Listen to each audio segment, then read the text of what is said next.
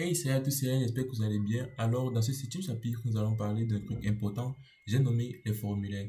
Alors, les formulaires est une partie essentielle dans la création de nos sites web, car nous le voyons, dans presque tous nos sites de nos jours, on a toujours affaire à ceci. Ceci étant dit, je vais vous montrer un exemple. Je me rends sur le site officiel de Djikalo, qui est un site, un réseau social camerounais, et dans la partie création de compte, ceci est un formulaire. Donc, on me demande un identifiant pour créer un compte, on me demande un email, on me demande un mot de passe et on me demande un mot de passe. Et puis, on appuie OK. Vous voyez ici, on dit email invalide. En fait, ici, ils ont géré un formulaire. Et de la même chose, même quand tu te connectes, tu as toujours à faire un formulaire où on va te demander ton identifiant ou ton email et où on te demandera ton mot de passe. Donc, voilà un peu à quoi sert le formulaire. Ceci étant dit, nous allons commencer. Nous partons dans notre code source et nous effaçons premièrement ça. Alors, pour créer un formulaire, la première chose qu'on a fait, c'est mettre la balise forme. Et quand vous voyez, la balise forme a un attribut qui s'appelle action. Action permet de dire que, permet de renvoyer contient un fichier où notre formulaire sera traité. Généralement, on le fait avec un langage orienté serveur, comme le PHP, Node.js et console. Mais dans cette formation, nous n'allons pas l'utiliser, on va juste créer notre formulaire. D'accord. Avant de commencer, nous lançons d'abord notre formulaire et on a une page vide, bien évidemment. Alors, les formulaires ont plusieurs balises. La première balise, comme vous allez le voir ici, je suppose qu'on a utilisé ici, je vais partir sur création de compte. Ici, on a input type test. D'accord. Vous allez voir et on part input type. Je peux mettre input et je mets deux points test. Quand je mets, j'ai ceci. Ceci contient un name. Je vais mettre name pour dire mon nom et l'id name. Si je reviens dans mon document, vous voyez, j'ai une case qui permet de récupérer une valeur. Donc, la valeur qui sera récupérée, c'est une valeur qu'on peut saisir. C'est à ça que c'est input type égale test. Alors, avant de continuer, nous allons parler d'une balise label. Je vais créer un label, une balise label, et vous verrez, ça aura un attribut qu'on appelle for. Comme for, je vais mettre le même ID que j'ai mis à input. Donc, je vais mettre name. Et dedans, je vais mettre votre nom. Deux points. Bon, déjà, ici, je vais mettre 2BR, histoire de séparer mes prochains champs. D'accord. Ici, vous allez voir quelque chose. Le label, c'est juste votre nom. Mais quand vous cliquez ici, je ne sais pas si vous l'avez remarqué, quand je clique sur mon nom, en faisant un clic, ma case devient colorée en noir. C'est pour dire que quoi? Ceci a lié à un trait avec le for aussi. Le for que je mets ici, c'est le même ID que je dois mettre dans les input type, dans le ID égale name, pour dire que ce label correspond à ce champ. Donc ici, j'ai votre nom, je peux mettre mon prénom Lionel. Alors, je vais le recopier une deuxième fois. Et maintenant, nous allons parler de... Désolé. Nous allons parler de input type number. Donc, je vais changer ici. Changer ici, changer ici. Et je vais mettre number. Comme vous l'entendez, number, c'est pour dire que quoi? C'est pour dire que mon input type... ici, je vais juste changer. Je mettrai votre numéro de téléphone.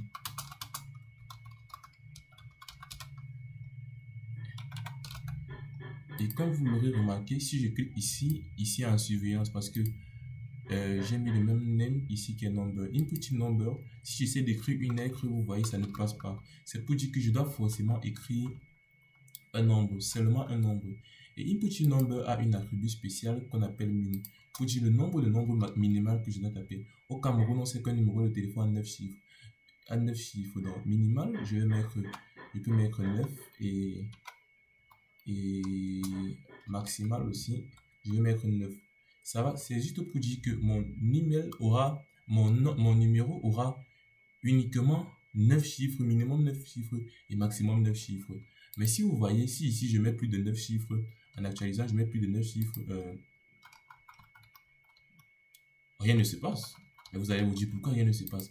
En fait, rien ne se passe et c'est normal. Mais si ici en bas, je mets un input type submit. Input type submit veut dire quoi?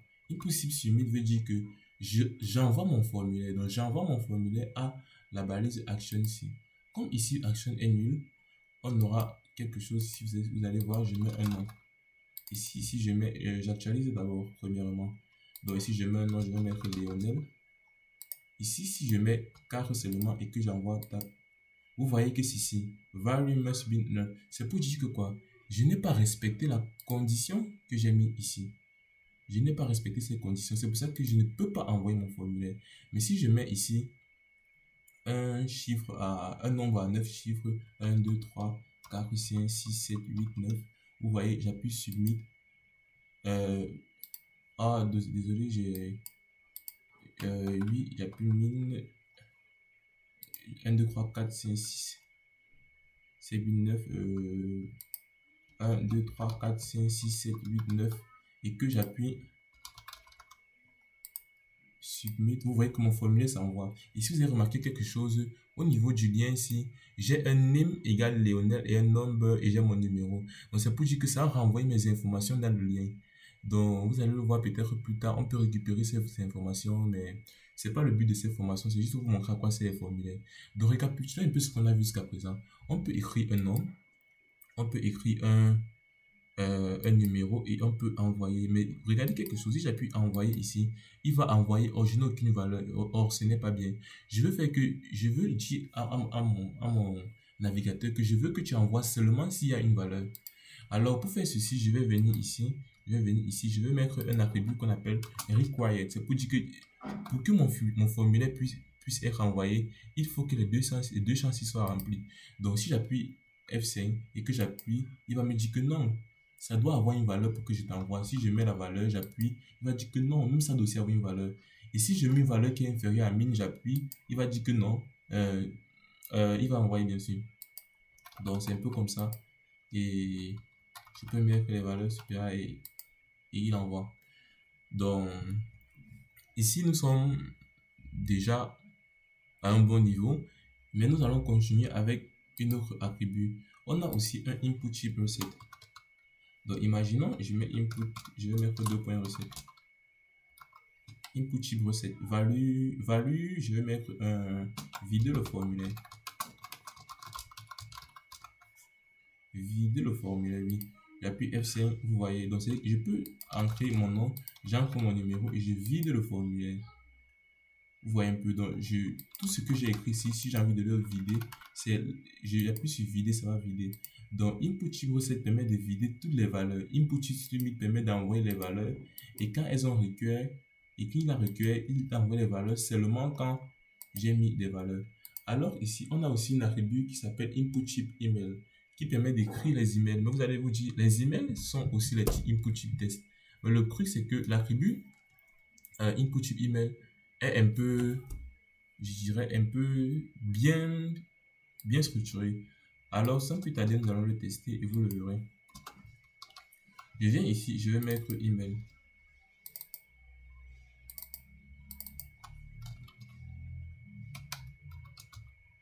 Email. Je vais enlever le min vu que l'email n'a pas besoin de ça.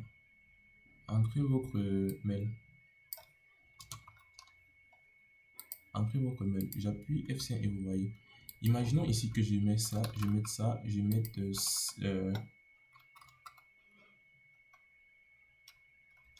wow, ça écrit un nombre, c'est pas possible ça.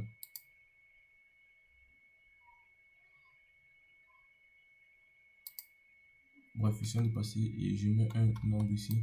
Ici je mets seulement Léo, vous verrez quelque chose. Ici ça me dit que non.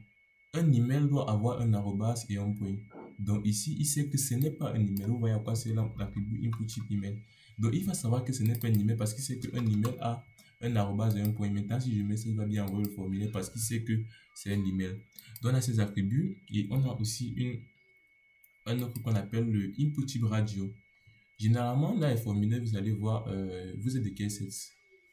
C'est soit masculin, soit féminin. Donc on a seulement deux cas. Soit tu es masculin, soit tu es féminin. Dans ce cas, on va utiliser le input type radio. Vous allez voir comment ça fonctionne. Donc ici, je vais mettre votre sexe. Votre sexe ici, je vais mettre sexe. D'accord. Ici, je vais utiliser input type radio. C'est ça qui permet de faire ça, radio.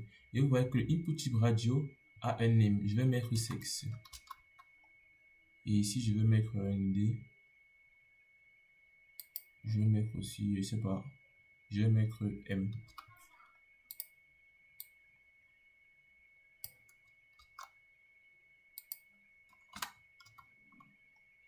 Non, ici, je vais mettre, moi, je peux mettre aussi M aussi.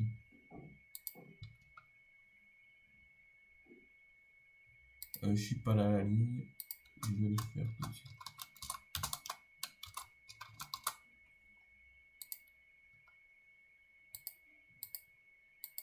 Je ne sais pas si vous voyez. Donc, regardez bien ce qui se passe. Le input type radio, quand il faut que le name d'ici, elle soit le même name qu'ici. C'est pour dire quoi? Si j'essaie d'aller le même name qu'ici, si j'essaie d'aller le même name qu'ici, regardez ce qui va se passer. Il va pouvoir cocher les deux. On ne sait pas ce qu'on veut. Pour qu'il couche seulement un des deux, il doit avoir le name d'ici d'être le même name d'ici. Je ne sais pas si vous voyez. Et là, on peut maintenant attribuer une value, je pense. Je pense qu'on va mettre M ici. Je ne sais pas si c'est ça, je ne me souviens plus. On ne sait pas value, donc on va juste mettre un test ici pour dire M.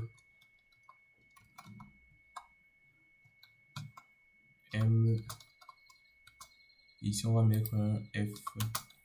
Vous voyez. Donc ici, on a d'abord fait un for pour qu'il puisse détecter l'élément en mettant le for M dans le... Ce qui est dans l'ID, on met M ici. Et le name qui est ici d'être le même name ici pour qu'il puisse remarquer c'est un radio que je vais écrire. Donc maintenant, il peut utiliser des caisses masculin, tu appuies ici, féminin, tu appuies ici. Donc c'est un peu à ça que c'est le input type radio. Et je peux aussi le mettre un require pour l'envoyer. Donc c'est un peu ça. Je comprends pas pourquoi, mais bon, ça va.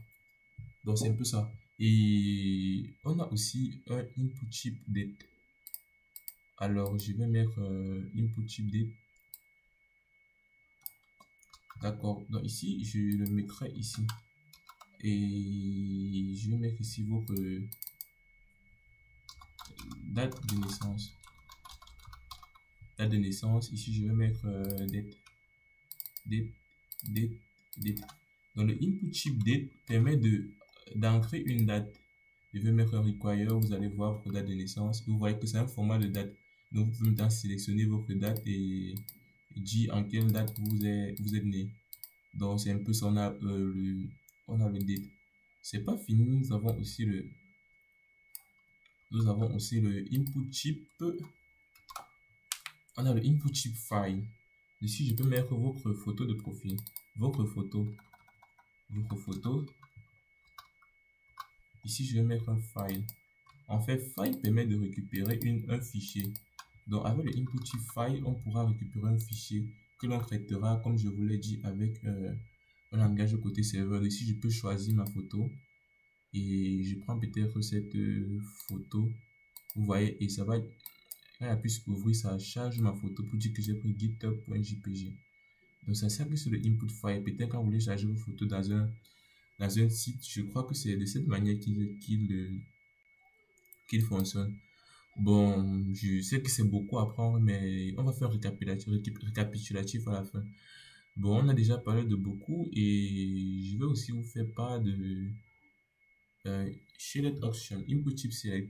Regardez à quoi c'est Input Type Select. Par exemple, j'ai envie de sélectionner, je vais dire quoi, dans quelle ville, entre Yaoundé ou Douala.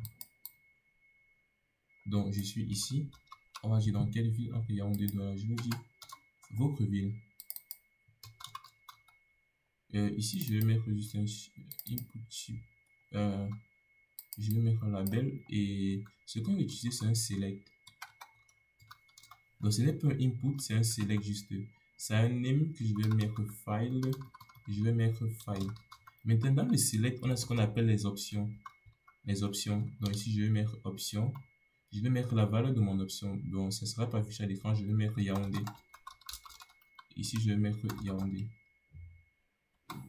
Et je vais copier ici. Je vais mettre Douala des deux côtés.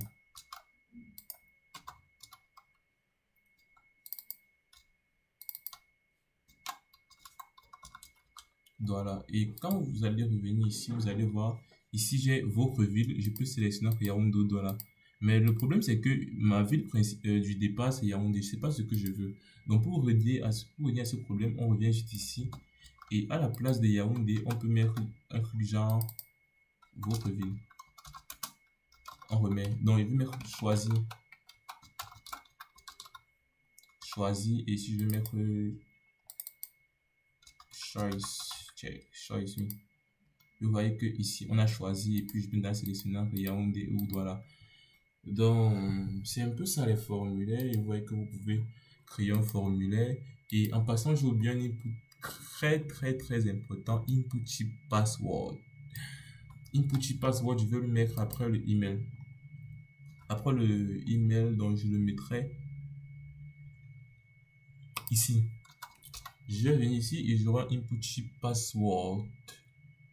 J'ai pas bien vu. Donc j'ai un email et je mettrai comme ça. Number. Attendez un peu s'il vous plaît. Je vais le copier ça. Le label ici et le mettre ici. Ok, je vais venir ici et je vais mettre le type à password. Password. Et votre mot de passe. Et en mot de passe, vous allez vous... Oh, désolé, vous voyez, ici à votre mot de passe, les caractères que j'entrerai seront en point. Donc, il va savoir que je suis en train de faire un mot de passe. Bon, déjà, pour augmenter le style, je mettrai Align Center comme on a vu dans la vidéo précédente avec les tableaux pour essayer de centrer l'élément. Ok, donc vous allez maintenant comme ça.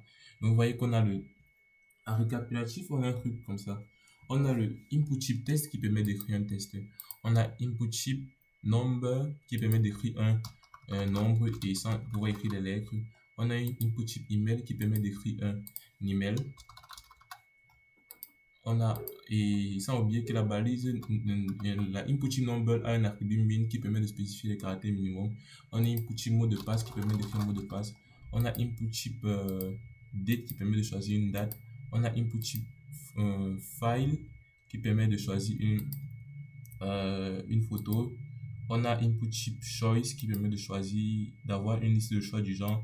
Et on a input type, on a option et on a radio qui permet de choisir le sexe. Et on a l'attribut require qui permet de dire que le champ sera obligé pour la soumission d'un formulaire. Donc si je peux soumettre mon formulaire et vous voyez que toutes mes informations sont dans cette URL. J'ai mon nom, mon prénom, mon nom. J'ai mon mot de passe, j'ai mon numéro, j'ai mon mot de passe, j'ai mon